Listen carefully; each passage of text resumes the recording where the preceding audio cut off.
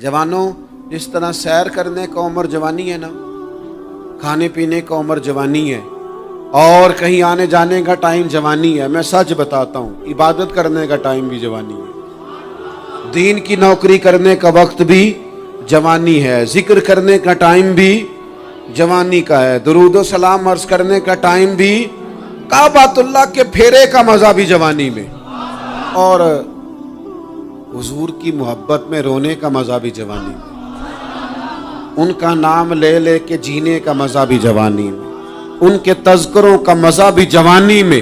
وقت ضائع نہ کریں، ادھر ادھر نہ گزاریں۔ او جناب، او دوست، او نوجوان، او بیٹے، آپ یہاں کیوں کھڑے ہیں؟ کہتے ہیں میں ٹائم پاس کر رہا ہوں۔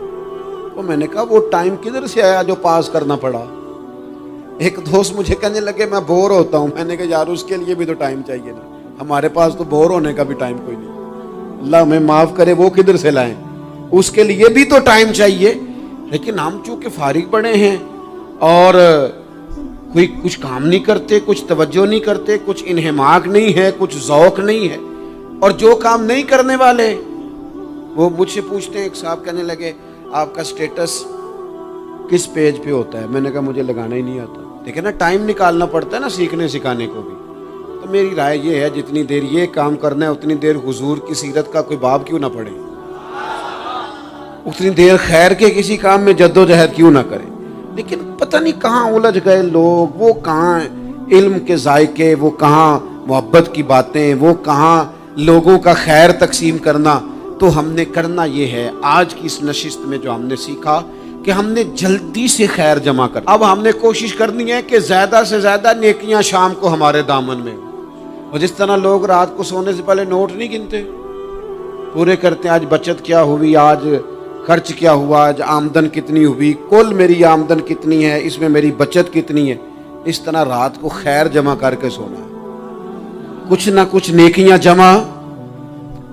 صحابہ فرماتے ہیں ہم نے نا عصر کی نماز پڑھی نبی پاک علیہ السلام کے ساتھ، تو پہلا موقع ہم نے دیکھا کہ نماز مکمل کر کے نا سلام پھیر کے تو محبوب تیزی سے اٹھے اور جلدی سے گھر تشریف لے گئے۔ یہ انفرادی بات تھی ہمارے لیے، ہم نے ایسے کبھی دیکھا نہیں تھا۔ اور تھوڑی ہی دیر کے بعد کریم واپس بھی تشریف لے آئے۔ ذہنوں میں سوال تھے کہ محبوب اتنی تیزی سے، اور کبھی روٹین میں ایسا ہوا نہیں، روز مرہ نہیں یہ معمول، جلدی سے سرکار تشریف لے گئے، تشریف لے بھی آئے۔ تو ذہنوں میں تجسس تھا، سوال تھا کہ ایسا کیوں ہوا؟ تو محبوب تو جانتے ہیں نا غلاموں کے ذہن کی سطح پر کیا ابھرتا ہے، وہ کیا پوچھنا چاہتے ہیں، ان کے نقوش پر کون سی چیزیں ہیں جن کو پڑھا جائے اور ان کے جواب دیے۔ حضور تو جانتے ہیں نا۔ تو کریم محبوب فرمانے لگے تم پوچھنا چاہتے ہو میں کہاں گیا تھا اور کیوں آیا ہوں، اتنی تیزی سے کہاں گیا؟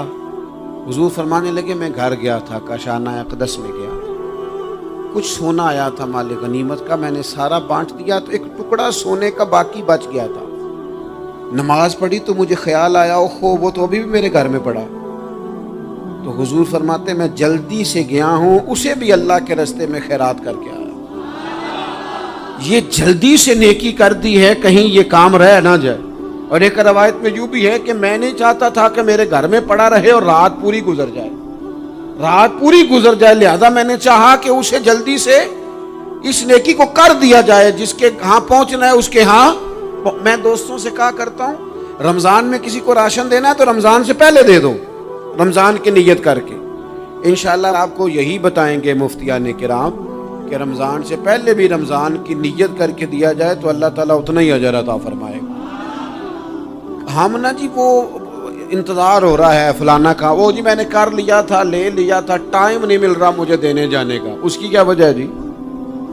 اس کی کیا وجہ ہے؟ آپ نے کام کرنا ہے تو پھر اسے کریں، پھر دیر کس بات کی؟ جو شروع کرنا ہے اسے شروع کریں۔ جس کا ارادہ ہے نا میں نے مسجد میں جھاڑو دینا کرنا ہے وہ کرے شروع، جس کا ارادہ ہے نا اذان میں نے پڑھنی کرنی ہے تو کرے نا شروع، جس کا خیال ہے میں نے قرآن سیکھنا ہے تو کر دے شروع، کسی کا انتظار نہ کرے، جس کا خیال ہے اب میں نے دین کو سیکھنا ہے شروع کر دے، اور جس کا دل ہے نا محبوب کی سیرت کو پڑھنی ہے وہ دیر نہ کرے۔